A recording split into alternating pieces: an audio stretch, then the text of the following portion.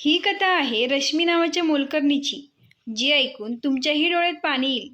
रश्मी दिल्लीच्या एका मोठ्या बंगल्यात काम करत होती. ती तिच्या मालकिणीची खास मोलकरीण होती. तिचे वय अंदाजे 30 असेल. तिला 2 मुले आणि 1 मुलगी होती. रश्मी त्या बंगल्यात गेल्या 8 वर्षांपासून काम करत होती.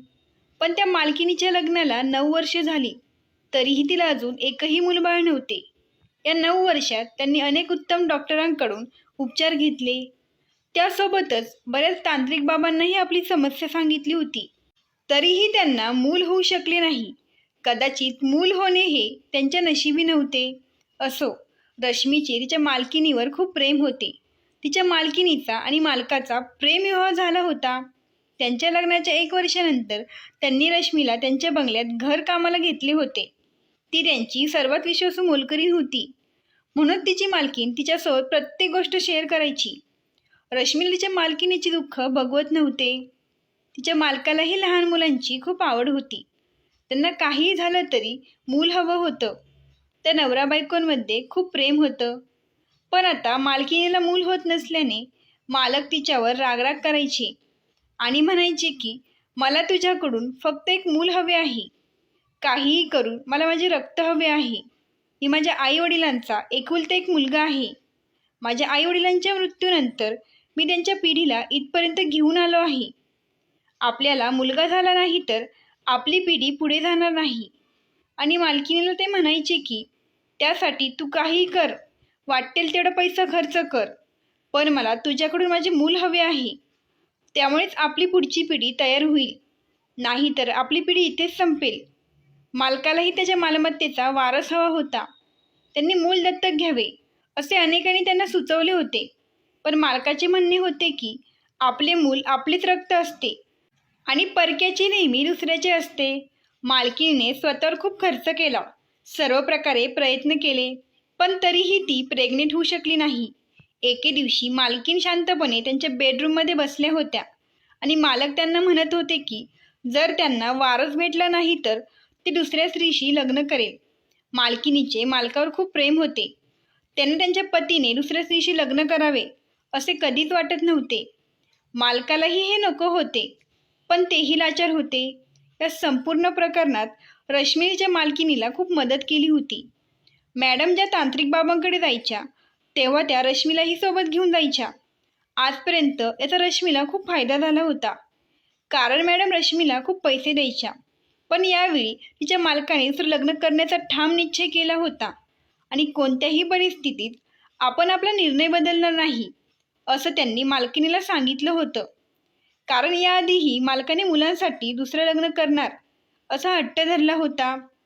पण ते नेहमी मालकिनीवर प्रेम करेल, तिला कधीही सोडणार नाही असे म्हणायचे. हे ऐकून मालकीन खूप रडायची. मालकाला मालकिनीच्या डोळ्यातील अश्रू पाहवत नसे. प्रत्येक वेळी मालक मालकिनीच्या डोळ्यातील अश्रू पाहून दुसरे लग्न करण्यापासून स्वतःला थांबवत असे. त्यांनी मालकिनीला पूर्ण आश्वासन दिले होते की त्यांच्या मनात जी मालकिनीची जागा आहे ते ती दुसऱ्या पत्नीला कधीही देणार नाही. त्यांना फक्त दुसऱ्या पत्नीपासून मूल हवे होते आणि मालकीन मालकाचे प्रेम होते. आणि ती म्हणायची की माझे नेहमीच तुझ्यावर प्रेम राहील. आता मालकाने जो काही निर्णय घेतला होता ते त्या निर्णयापासून कधीही मागे हटणार नव्हते. त्यामुळे मालकीन खूप अस्वस्थ होती. ती त्याच विचारात दिवस रात्र रडत असायची. एके दिवशी रश्मी मालकिनीच्या खोलीची फरची पुसत होती, तेव्हा मॅडम डोळ्यात अश्रू घेऊन बेडवर बसल्या होत्या. रश्मी त्यांना म्हणाली, मॅडम काळजी करू नका, सर्व काही ठीक होईल, काही चुकीचे होणार नाही. तर मॅडम म्हणाल्या, रश्मी तुला माहीत नाही का, मी कधीच आई बनू शकत नाही. त्यामुळेच मालक दुसरे लग्न करत आहे. मी माझ्या नवऱ्याची दुसरी बायको सहन करू शकत नाही. एकाच घरात एकत्र राहून मी माझ्या सवतीचे तोंड नाही पाहू शकत. माझ्या सवतीने माझ्या समोर यावं असे मला कधीच वाटत नाही. माझ्या पतीवर खूप प्रेम आहे. मला माहीत नव्हते की लग्नानंतर देव मला मूल देणार नाही आणि यामुळे माझ्या पतीच्या हृदयातील माझ्याबद्दलचे प्रेम कमी होईल. रश्मीने मालकिनीचे सांत्वन केले आणि म्हणाली, मॅडम जसा तुम्ही विचार करत आहात तसे काही नाही. मालकाचे सुद्धा तुमच्यावर खूप प्रेम आहे आणि ते दुसरं लग्न मजबुरीने करत आहे. यावर मालकीन म्हणाली, माझ्या नवऱ्याची दुसरी बायको जेव्हा या घरात येईल आणि मुलाला जन्म देईल तेव्हा माझ्या पतीचे मनात माझ्यासाठी जे काही थोडे प्रेम शिल्लक आहे तेही संपून जाईल, कारण मी त्यांना मूल देणार नाही. जर त्या स्त्रीने आपल्या मुलाला जन्म दिला तर माझा नवरा तिला आणि तिच्या मुलाला जास्त किंमत देईल आणि माझी किंमत या घरात शून्य होऊन जाईल आणि मला या घरात सन्मानही मिळणार नाही. त्यामुळेच मला हे अजिबात नको आहे. होय, मला या शहरातही काहीसा मान आहे, कारण मी एका मोठ्या उद्योगपतीची मुलगी आहे आणि मी माझ्या नवऱ्याशी मोठ्या आग्रहाने लग्न केले. हे तुला पण माहीत आहे. माझे आई वडील आमच्या लग्नाला तयार नव्हते, तरीही मी माझ्या पतीशी लग्न केले. जर त्यांना माझे पती दुसरे लग्न करत आहे याबाबत कळले तर ते म्हणतील की हा तुझ्या चुकीच्या निर्णयाचा परिणाम आहे. त्यामुळे मी त्यांना काही सांगू शकत नाही. माझ्या पतीचे मित्रही त्यांना दुसरे लग्न करण्याचा सल्ला देतात, जेणेकरून या घरातील माझे मूल्य पूर्णपणे नष्ट होईल. परंतु मी हे अजिबात होऊ देणार नाही. मला यावर काहीतरी मार्ग काढावा लागेल. मी असे माझ्या संसाराचे वाटोळ होताना पाहू शकत नाही. कुठल्या स्त्रीला असं वाटणार नाही की तिच्या पतीने दुसरे लग्न करावे आणि तेही दोघी सवते एकाच घरात. नाही, मी हे होऊ देणार नाही. मग अचानक मॅडम रश्मीच्या चेहऱ्याकडे एक विचित्र नजरेने पाहू लागल्या. रश्मी पण मालकिनीकडे बघत होती आणि विचार करत होती की अचानक मॅडमला काय झाले आहे, त्या माझ्याकडे अशा का बघत आहे. मग मालकीन म्हणाली, रश्मी, तू मला मदत करू शकतेस का? त्यांनी रश्मीचे हात धरले आणि पुन्हा तोच प्रश्न विचारला. तेव्हा रश्मीला आश्चर्य वाटले. ती म्हणाली, हो मॅडम, मी तुमचे काम करायला सदैव तयार आहे. मी तुम्हाला नेहमीच मदत करीन, कारण ते माझे कर्तव्य आहे आणि त्यासाठी तुम्हाला मला विचारायची गरज नाही. तुम्ही फक्त तुमचं काम सांगा. मला तुमच्यासाठी काय काम करावं लागेल? तर मॅडम म्हणाल्या की आज मी तुझ्याकडे अशी मदत मागणार आहे. कदाचित तू या मदतीसाठी कधीच तयार होणार नाहीस. त्यांचे बोलणे ऐकून रश्मीला आश्चर्य वाटले की ते असे कोणते काम आहे आणि अशी कोणती मदत आहे जी मी करू शकत नाही. रश्मी म्हणाली, मॅडम, मी तुम्हाला सर्व प्रकारे मदत करण्याचा प्रयत्न करेन आणि मी तुम्हाला मदत करण्यास नकार देईन असे कधीही होऊ शकत नाही. तर त्या म्हणाले की मी आता तुला जे काही सांगणार आहे ते तुला ऐकणे खूप कठीण आहे आणि ते करणे देखील खूप कठीण आहे. तू ते करण्यास नाकारशील. मॅडमला नक्की माझ्याकडून कसली मदत हवी आहे या विचाराने रश्मी गोंधळून गेली. पण पुढच्या क्षणी तिच्या पायाखालची जमीनच सरकली, कारण मॅडमने अशा प्रकारे तिची मदत मागितली होती की तिला पुढे काय बोलावे तेच समजत नव्हते. मालकिनीचे म्हणणे ऐकून ती क्षणभर हादरली होती. मालकीन रश्मी चेहऱ्यावरचे हावभाव पाहत होती. मग ती रश्मीला म्हणाली, मला माहीत आहे की तू मला या बाबतीत मदत करणार नाहीस, कारण हे काम कोणतीही महिला इतका सहजासहजी करणार नाही. मग रश्मी म्हणाली, मालकीन, हे कसे होऊ शकते? एवढं मोठं काम आणि तेही कोणाला न सांगता कसं करू? या कृत्यामुळे तुमचे माझ्यापेक्षा जास्त नुकसान होईल. मी तुम्हाला मदत करेन. पण ती विचारात पडली होती.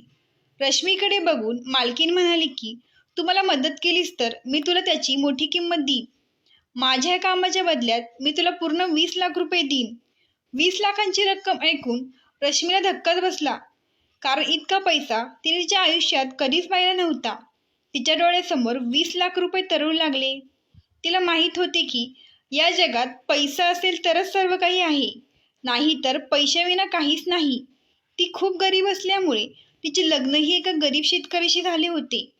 तिचा नवरा तिच्या मुलांसोबत गावी राहत होता आणि रश्मी इथे शहरात मालकिनीच्या बंगल्यात काम करायची. इथे काम करून ती दर महिन्याला तिच्या पतीला पैसे पाठवत असे. जेव्हापासून ती ते काम करायला लागली तेव्हापासून तिच्या पतीने शेती करणे सोडून दिले होते आणि लाखो रुपयांचे कर्ज डोक्यावर करून ठेवले होते. तिच्या नवऱ्याने सुमारे 5 ते 6 लाख रुपयांचे कर्ज केले होते. हे 20 लाख रुपये तिच्यासाठी खूप महत्त्वाचे होते. ही रक्कम खूप मोठी होती आणि काम खूप सोपे होते. तिला काही फरक पडत नव्हता. पण तिचा नवरा तिला या कामासाठी परवानगी देईल की नाही अशी भीती तिला वाटत होती. बरं, तिला पूर्ण आशा होती की जेव्हा तिच्या पतीला समजेल की या कामात त्यांना 20 लाख रुपये भेटतील तेव्हा तो लगेच या कामासाठी तयार होईल. असा विचार करून ती लगेच मालकिनीला म्हणाली, मी तुमचे काम करायला तयार आहे, पण तुम्हाला या कामासाठी मालकालाही तयार करावे लागेल. आणि मॅडम, जर बाहेर याबद्दल कोणाला काही कळले तर लोक किती वाईट बोलतील हे तुम्हाला माहीत आहे आणि तुमच्या प्रतिष्ठेवरही याचा परिणाम होईल. आणि या सगळ्यात महत्त्वाची गोष्ट म्हणजे हे मालकाला मान्य होईल का? मालकीण म्हणू लागली की माझा नवरा जर मुलांसाठी दुसरं लग्न करायला तयार असेल तर तो या कामासाठी अगदी सहज तयार होईल. तुला माहीत आहे की मी हे माझ्या हृदयावर दगड ठेवून बोलत आहे. पण मॅडम, तुम्ही एकदा मालकाशी बोलून बघा, ते काय म्हणतात, तरच आपण हे काम सुरू करू. हे खूप मोठे आणि खूप जोखमीचे काम आहे, म्हणून तुम्ही यावर पुन्हा एकदा विचार करा. रश्मीने मालकीने पुन्हा एकदा विचार करायला सांगितला, जेणेकरून त्यांना नंतर पश्चाताप होऊ नये. मालकीन म्हणाली, मी हा निर्णय मोठ्या कष्टाने घेतला आहे आणि आता मी माझ्या निर्णयावरून मागे हटणार नाही.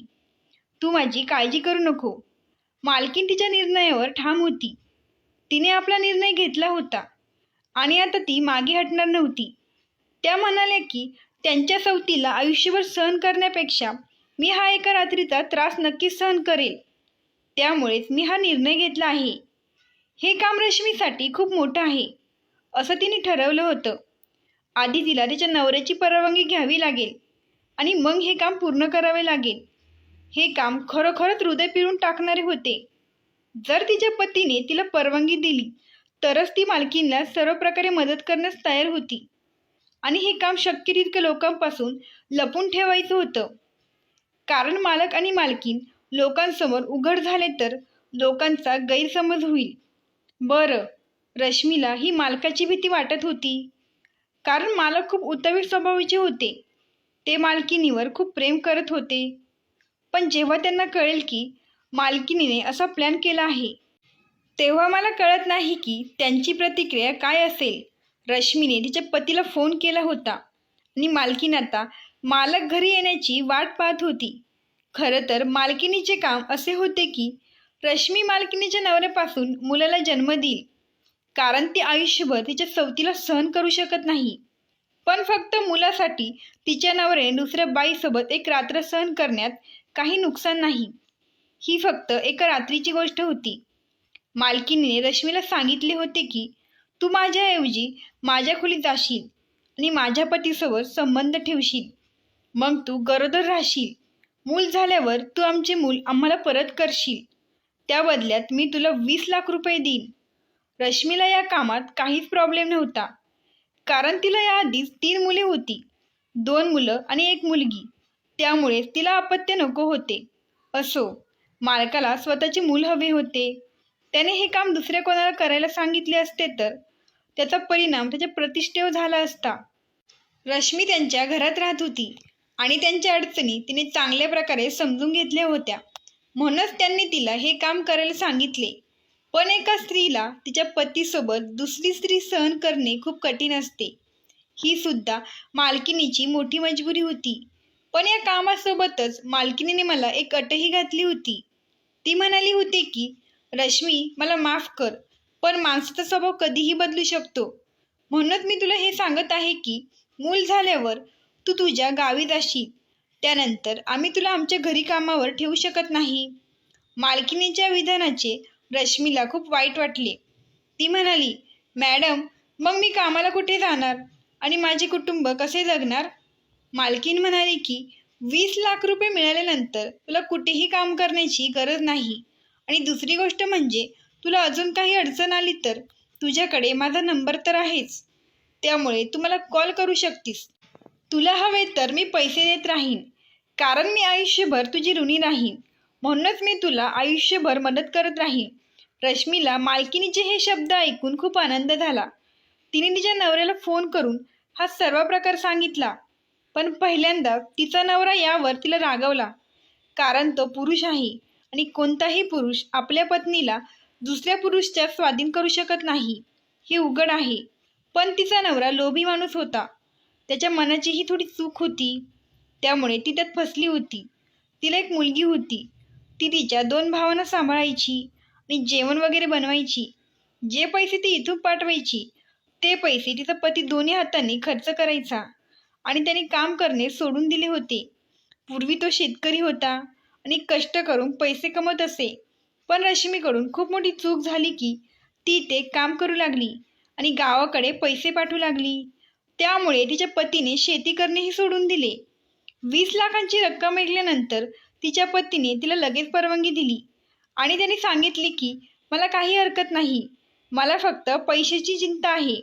जेव्हा रश्मीने मालकीनीला सांगितले की तिच्या पतीने होकार दिला आहे, तेव्हा मालकीन आनंदी झाली. आणि जेव्हा मालकिनीने तिला सांगितले की तिचा नवरासुद्धा तयार आहे, तेव्हा रश्मीलाही आनंद झाला. मालकिनीने कपाटून 10 लाख रुपये रश्मीला ॲडव्हान्स म्हणून दिले आणि बाकीचे पैसे बाळ जन्माला आल्यावर देणार असल्याचे सांगितले.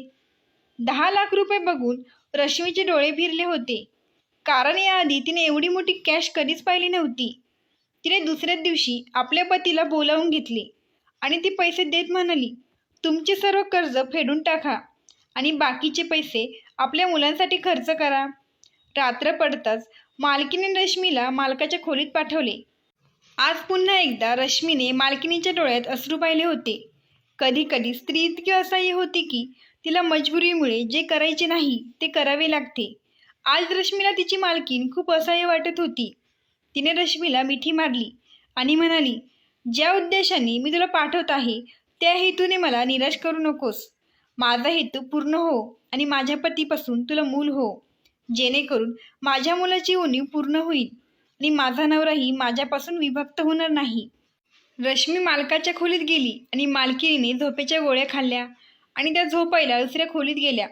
ती रात्र काढणे मालकिनीसाठी खूप कठीण होते. त्यामुळेच मॅडमने झोपेच्या गोळ्या खाल्ल्या होत्या आणि पुढच्या काही दिवसातच रश्मीची प्रकृती खराब होऊ लागली.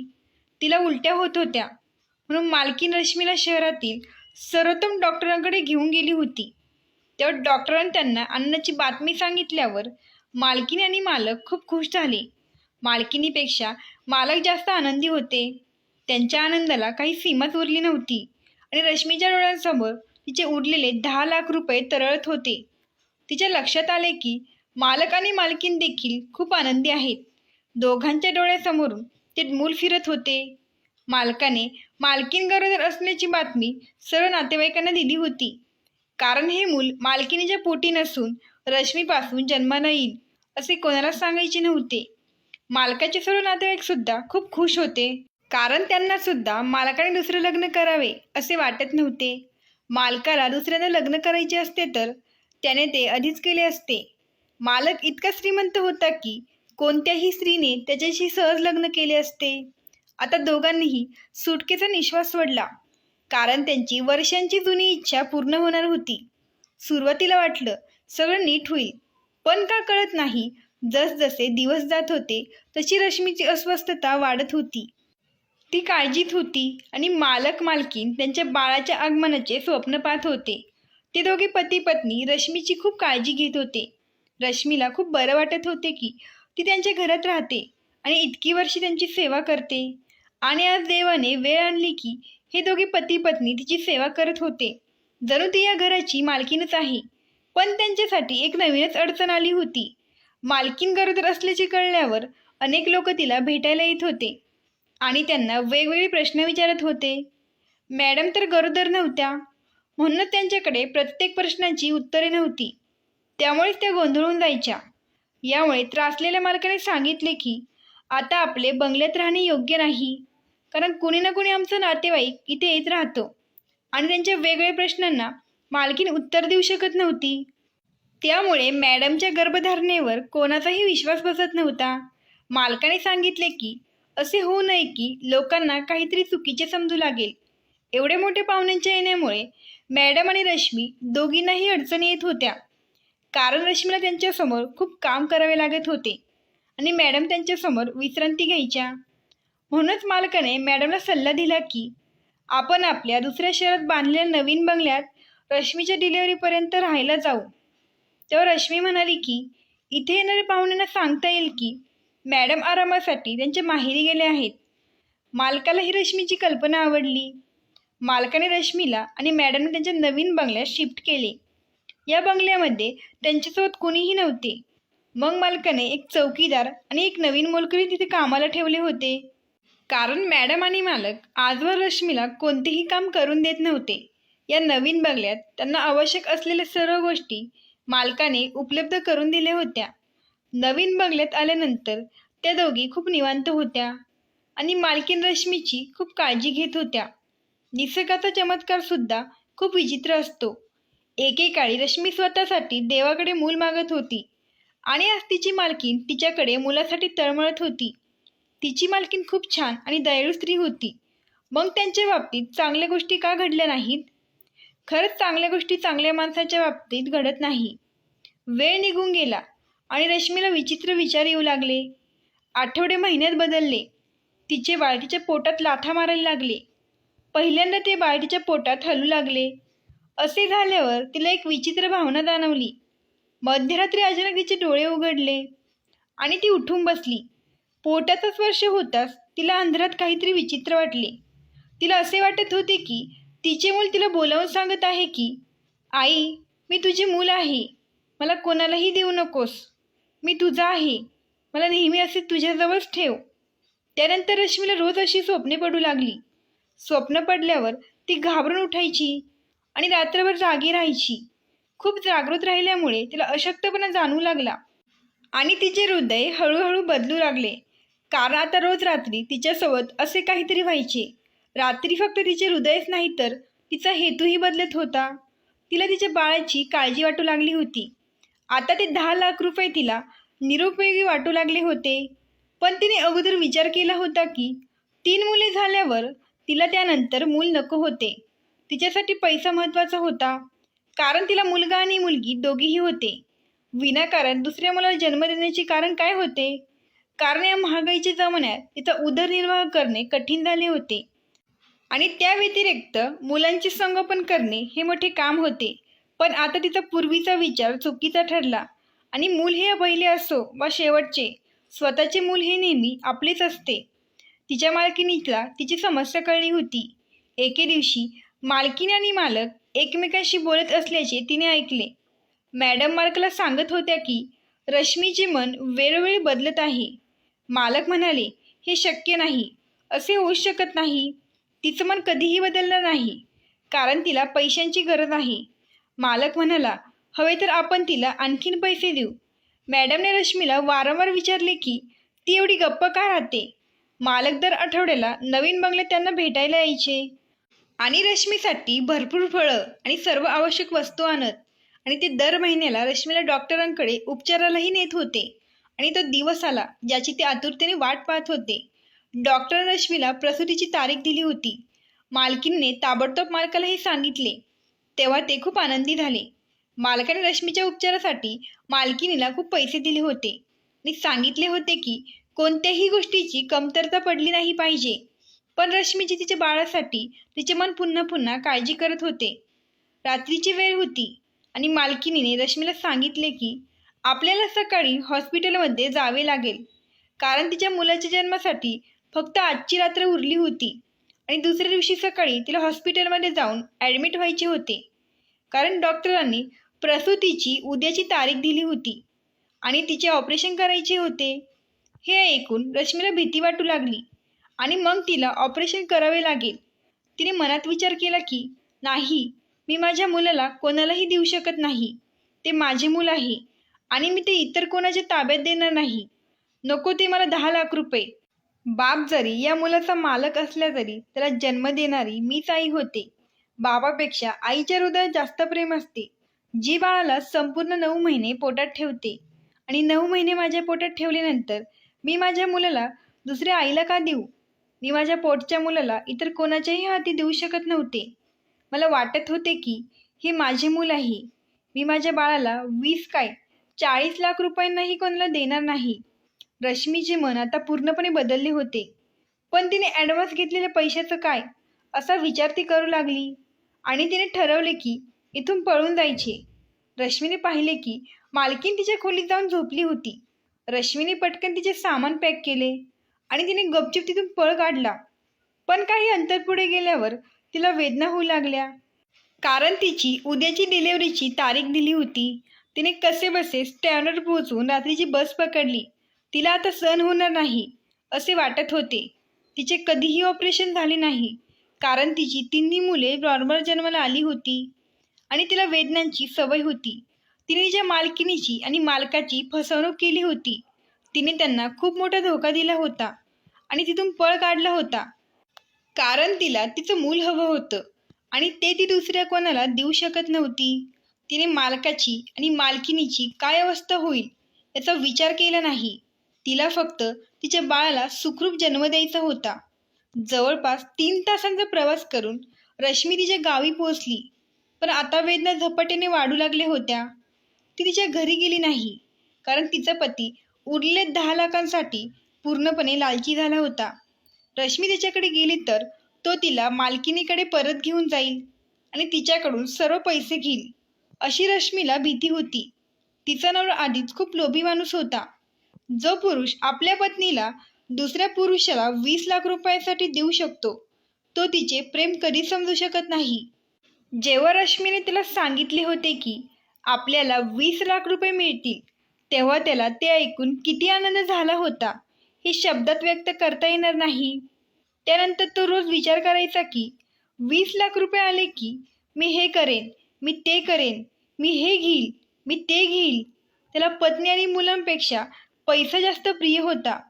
रश्मी गावची खास दाई मालती आजीकडे गेली. त्याच आजीच्या मदतीने रश्मीने तिच्या मुलांना जन्म दिला होता.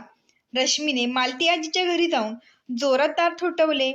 उन्हाळ्याची रात्र होती. रश्मी तिकडून रात्री 2 वाजता निघाली होती आणि आता सकाळचे 5 वाजले होते. उन्हाळ्यात सगळे लवकर उठतात. दाईने दार उघडतात त्यांना रश्मीला पाहून खूप आश्चर्य वाटले. त्या म्हणाल्या की यावेळी तू सुरुवातीच्या दिवसात माझ्याकडे आली नाहीस. तुझी मुले तर आता खूप मोठी झाली आहेत. तू बरेच वर्षानंतर मुलाला जन्म देत आहे. आता तुला काय गरज होती? 3 मुलं असतानाही तू पुन्हा मुलाला जन्म देत आहे. रश्मी म्हणाली, कदाचित ही देवाची इच्छा असेल. एवढे बोलून ती गप्प बसली. मालती आजी रश्मीला अनेक प्रश्न करत होती. रश्मी तिला म्हणाली की माझ्याकडे जास्त बोलायला वेळ नाही. मला खूप वेदना होत आहेत आणि माझ्या प्रसूतीची वेळ आली आहे. म्हणूनच मी तुमच्याकडे आले आहे. मला माझे मूल सुरक्षित आणि निरोगी हवे आहे. कृपया तुम्ही माझी लवकर डिलिव्हरी करा. रश्मीला भीती होती की मालकाची माणसे इथे येऊन तिचे मूल तिच्याकडून हिसकावून घेतील. तिला तिच्या मुलाला लवकरात लवकर इथून दूर घेऊन कुठेतरी दूर जायचे होते. कारण तिच्या नवऱ्यानेही तिला इथे पाहिले तर तो लोभापायी मूल रश्मीच्या मालकिनीला देईल अशी भीतीही तिला होती. म्हणूनच तिने ठरवले होते की ती घरी परत जाणार नाही. भीती आणि त्रासामुळे तिला वाईट वाटत होतं. जेव्हा रश्मीचे मालक आणि मालकीला समजेल की रश्मी त्यांच्या घरातून पळून गेली आहे, प्रथम ते तिचा शोध घेण्याचा प्रयत्न करतील आणि त्यानंतर ती दोघीही तिचे मूल घेऊन तिच्यासोबत काय करतील कुणास ठाऊक. आत्तापर्यंत तिच्या वेदना वाढू लागल्या होत्या आणि मालती आजी रश्मीची प्रसूती करून घेत होती. सुमारे 1 तासाच्या प्रयत्नानंतर रश्मीचे बाळ या जगात आले. तिच्या आनंदाला सीमाच उरली नव्हती. तिने ठरवले होते की ती तिच्या मुलाला उचलून लवकरात लवकर इथून निघून जाईल आणि ती काही झाले तरी आपले मूल तिच्या मालकाला आणि मालकिनीला देणार नाही. पण रश्मीने हा विचार केला नव्हता की तिच्या मालकिनीचे तिच्यावर खूप उपकार होते. त्यांनी तिला खायला दिले, घालायला कपडे दिले, राहायला जागा दिली आणि ते तिला पगारही चांगला देत होते. त्यांनी हे सर्व दिले नसते तर रश्मीच्या घरात खायला काहीच नव्हते.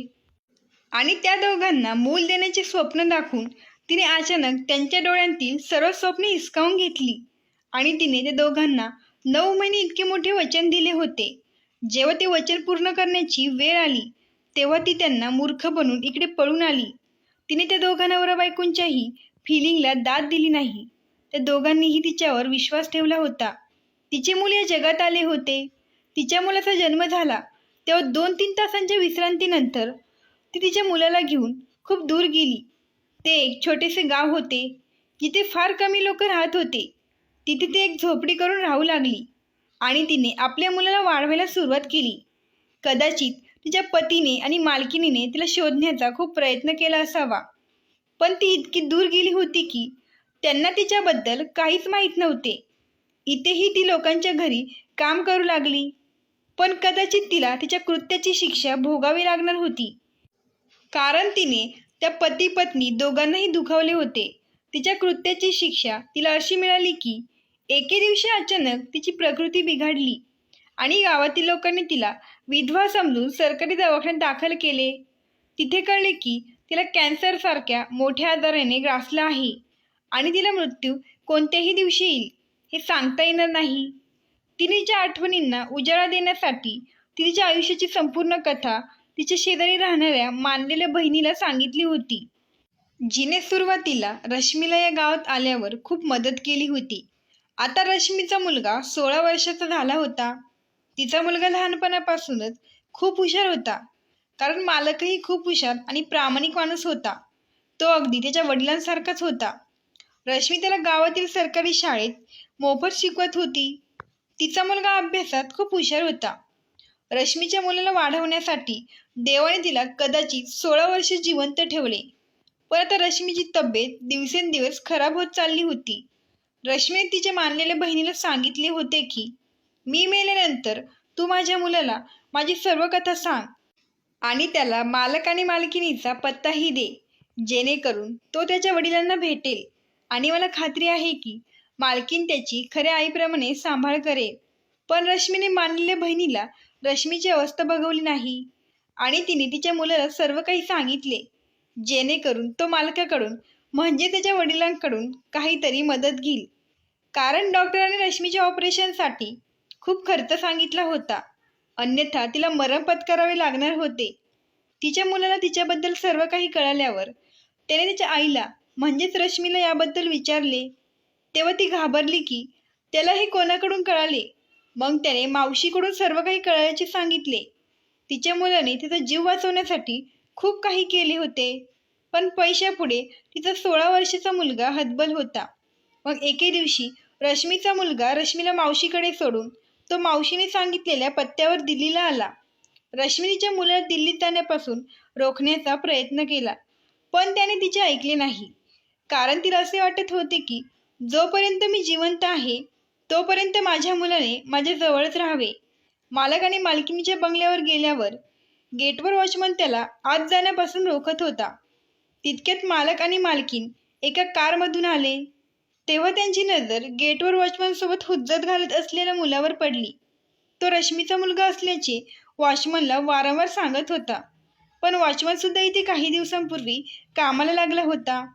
त्यामुळे त्याला तो मुलगा काय बोलत आहे हे समजत नव्हते. मालकाने वॉचमनला विचारले, तो गेटवर कोण मुलगा आहे आणि त्याला काय पाहिजे आहे?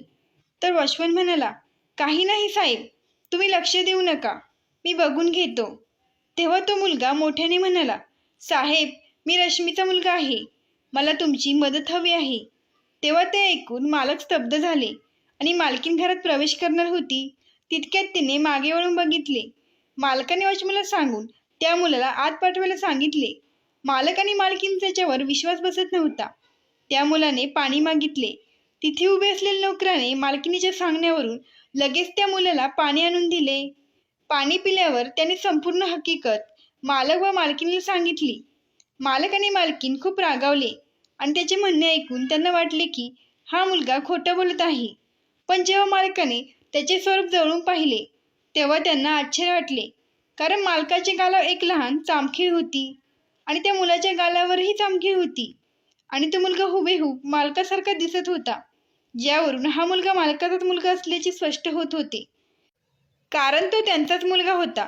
मालक आणि मालकीण त्यांची इतक्या वर्षाच्या रागामुळे त्या मुलाने रश्मीची मदत करू नये अशी त्यांची इच्छा होती आणि त्यांनी गावी न जाता त्यांच्यापाशीच राहावे असे ते म्हणत होते. पण तो म्हणत होता, तुम्ही माझ्यासोबत चला आणि माझ्या आईचा जीव वाचवा.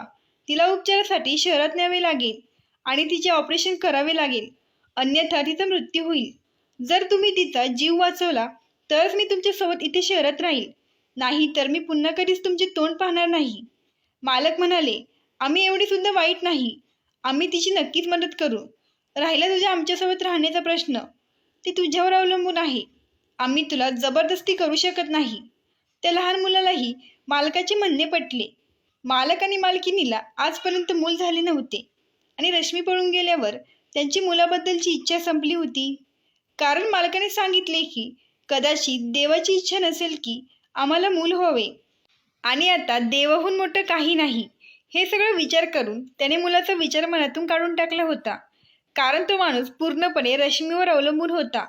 जेव्हा ती दोघीही त्या मुलासोबत रश्मीला भेटायला आले तेव्हा तिला पाहून त्यांच्या जुन्या आठवणी ताज्या झाल्या.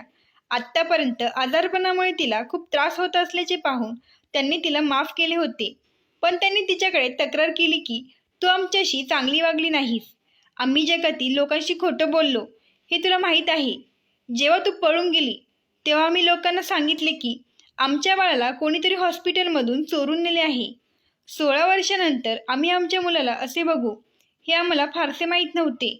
रश्मीने हात जोडून मालक आणि मालकिनीची माफी मागितली. दोघांनीही तिला माफ केले आणि त्या लोकांनी तिला शहरात नेले आणि एका मोठ्या हॉस्पिटलमध्ये तिचे ऑपरेशनही केले. कदाचित देवाने तिला जीवनदान दिले असेल.